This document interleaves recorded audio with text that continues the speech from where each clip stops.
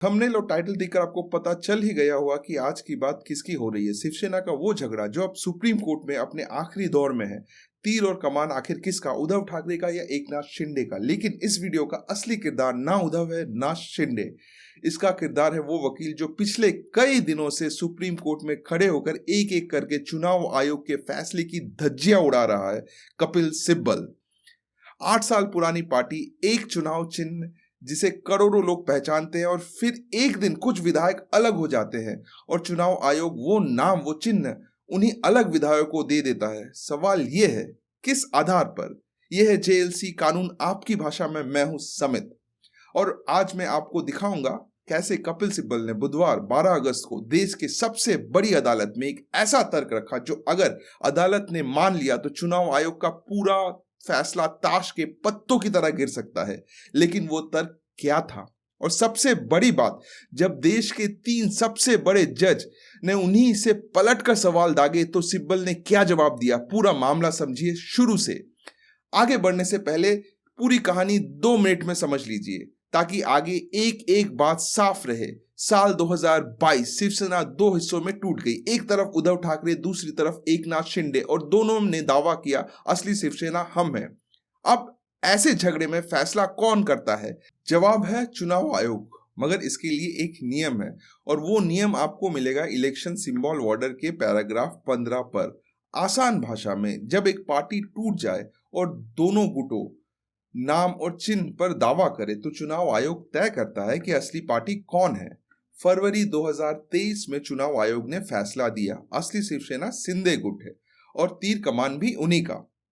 और आयोग ने यह फैसला किस आधार पर दिया? सबसे ज्यादा विधायकों की गिनती पर, क्योंकि शिंदे के पास ज्यादा विधायक थे इसीलिए। अब यहाँ वो सबसे जरूरी फर्क समझिए जिस पर ये पूरा केस टिका है, जरा ध्यान दीजिएगा, क्योंकि अगर ये एक बात साफ हो गई तो आगे का सारा झगड़ा अपने आप समझ आ जाएगा। देखिए, किसी भी पार्टी के 2 हिस्से होते हैं। पहला हिस्सा राजनीतिक पार्टी यानी पूरा संगठन, एक सोच, एक विचारधारा जिसे खड़ा करने में सालों लग जाते हैं। इसमें आते हैं गांव गांव, शहर शहर तक फैले लाखों कार्यकर्ता, पदाधिकारी, स्थानीय इकाइयां और एक आम सदस्य। ये पार्टी का शरीर है, इसकी असली जड़, इसकी असली ताकत। दूसरा हिस्सा विधायक पार्टी। इसी वरिष्ठ संगठन में कुछ लोग चुनाव लड़ते हैं और जीतकर विधानसभा में पहुंचते हैं। यही जीते हुए विधायक मिलकर बनाते हैं विधायक पार्टी। ये गिनती में बस मुट्ठी भर होते हैं। अब सबसे अहम बात जिसे लोग अक्सर उलट देते हैं, ये विधायक पार्टी से ऊपर नहीं होते, ये तो पार्टी के भेजे हुए नुमाइंदे होते हैं। जरा सोचिए, इन विधायकों को चुनाव का टिकट किसने दिया? पार्टी ने? या जिस चुनाव चिन्ह पर वोट मांगकर जीते यानी तीर कमान, वो किसका था? पार्टी का। और इन्हें जीतने के लिए घर घर जाकर वोट किसने मांगे? वही जमीनी कार्यकर्ता। मतलब विधायक की वो कुर्सी भी पार्टी के चिन्ह और उसके कार्यकर्ता के बदौलत ही मिली। इसे एक बिल्कुल आसान मिसाल से पकड़िए।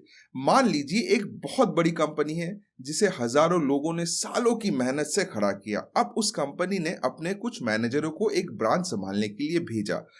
अब अगर वो चंद मैनेजर एक दिन कंपनी छोड़कर निकल जाए तो क्या वो पूरी कंपनी का नाम, उसका ब्रांड अपने साथ उठाकर ले जा सकते हैं? नहीं ले जा सकते, क्योंकि कंपनी उन चंद मैनेजरों से नहीं बनती। वो बनती है अपने हजारों लोगों से, अपने नाम से और अपने सालों के काम से।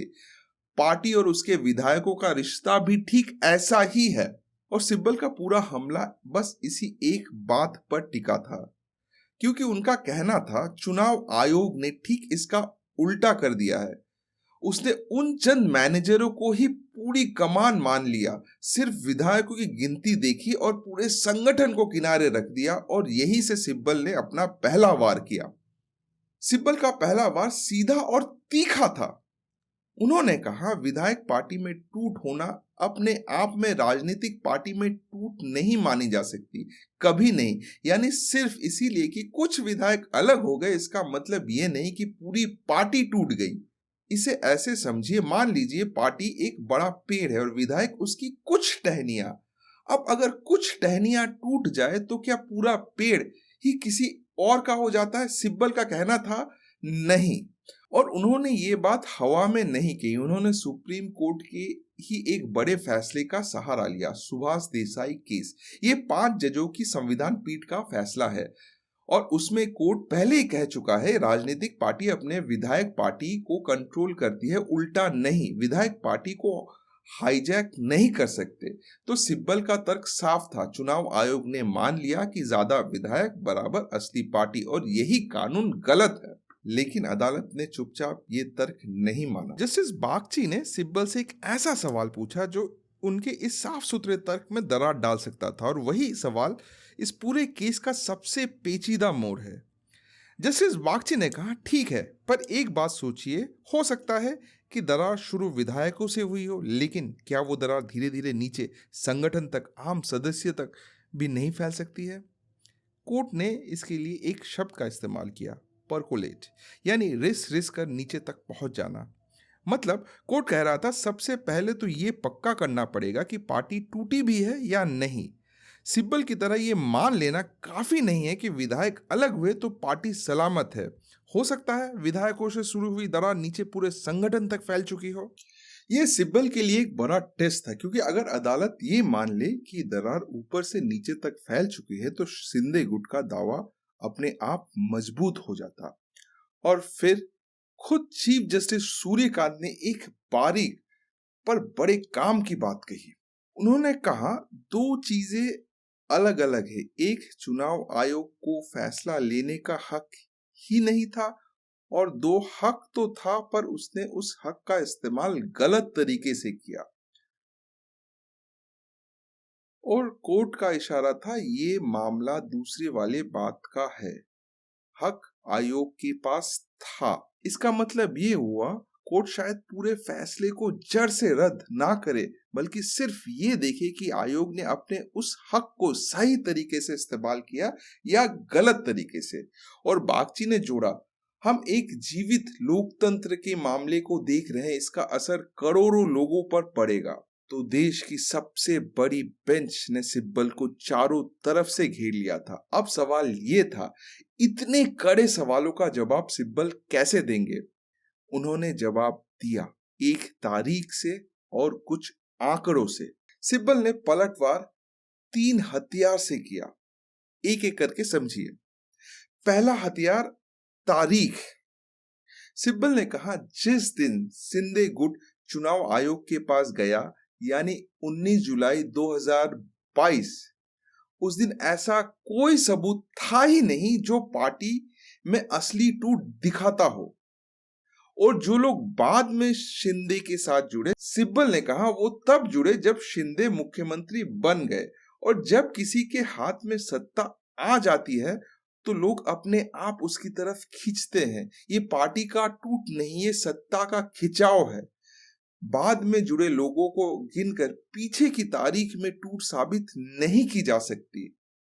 सिब्बल तो यहां तक कह गए कि शिंदे का मुख्यमंत्री बनना ही गैर कानूनी था। दूसरा हथियार, आंकड़े।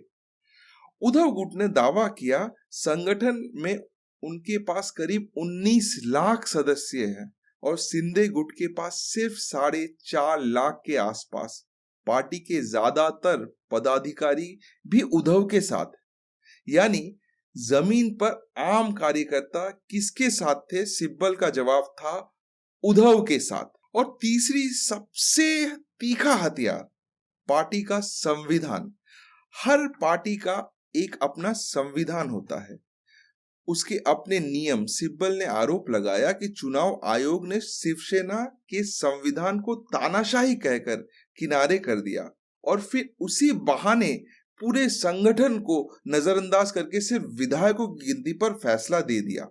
और फिर सिब्बल की वो लाइन जो पूरे केस की जान है, उन्होंने कहा, चुनाव आयोग ने पहले ही तय कर लिया था कि फैसला किसके हक में देना है और फिर उस तय नतीजे तक पहुंचने के लिए उसने अपने तर्कों को उसी हिसाब से मोड़ लिया। यानी सिब्बल का इल्जाम था, पहले मंजिल तय कर ली गई, फिर रास्ते उसी तरफ घुमा दिए गए। अब यहाँ ईमानदारी से दूसरा पक्ष भी सुनिए, क्योंकि हर कहानी के 2 पहलू होते हैं। चुनाव आयोग की अपनी सफाई क्या थी? आयोग का कहना था, हमने पूरे संगठन के आधार पर फैसला करने की कोशिश तो की थी, लेकिन पार्टी का जो ताजा संविधान था वो हमारे सामने रिकॉर्ड में मौजूद ही नहीं था। और संविधान के बिना ये तय करना मुश्किल था कि संगठन किसके साथ है। इसीलिए हमारे पास आखिरी रास्ता यही बचा था, विधायकों की गिनती। यानी ये लड़ाई सिर्फ एक तरफ के आरोप की नहीं है, दोनों तरफ की है। अपनी अपनी दलीलें हैं। लेकिन इसके बाद सिब्बल ने वो बात कही जिसने इस पूरे मामले को एक पार्टी के आपसी झगड़े से उठाकर सीधे एक बड़े सवाल पर खड़ा किया। क्या हमारा लोकतंत्र सुरक्षित है? और यही इस पूरे सुनवाई का सबसे बड़ा पल था। सिब्बल ने अदालत के सामने एक बड़ा डर रखा। उन्होंने कहा, अगर आप ये मान लेंगे कि विधायक पार्टी से टूटकर खुद को पूरी पार्टी कह सकते हैं और सरकार तक गिरा सकते हैं, तो ये लोकतंत्र का मजाक बन जाएगा। क्योंकि फिर हर पार्टी में यही होगा, जिसके पास ज्यादा विधायक वो पूरी पार्टी हड़प लेगा, चाहे जमीन पर लाखों कार्यकर्ता किसी और के साथ खड़े हो। और यही इस पूरे केस का असली सवाल है, जो सिर्फ महाराष्ट्र का नहीं, हर पार्टी का है। एक पार्टी आखिर होती किसकी है? उन मुट्ठी भर विधायकों की जिन्हें सत्ता के लालच में तोड़ा जा सकता है, या उन लाखों आम लोगों की जिन्हें उन्हें बरसों उस झंडे और चिन्ह के लिए काम किया? सिब्बल पूरी सुनवाई में अलग अलग तरीके से बार बार यही एक बात अदालत के सामने रख रहे थे।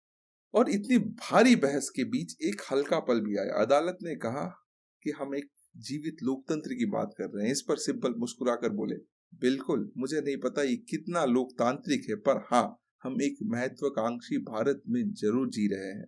सिब्बल ने बिना पल गवाए इशारों में समझा दिया कि पूरा लोकतंत्र अभी हम बने कहाँ हैं, बस बनने की ख्वाहिश में लगे हैं। और ये तंज सीधा उसी केस पर था जो सामने चल रहा था। कोर्ट में हंसी गूंज गई।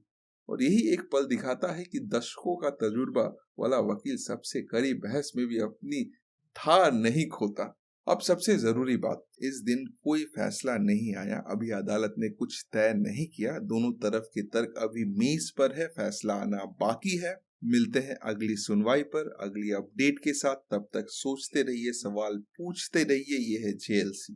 धन्यवाद।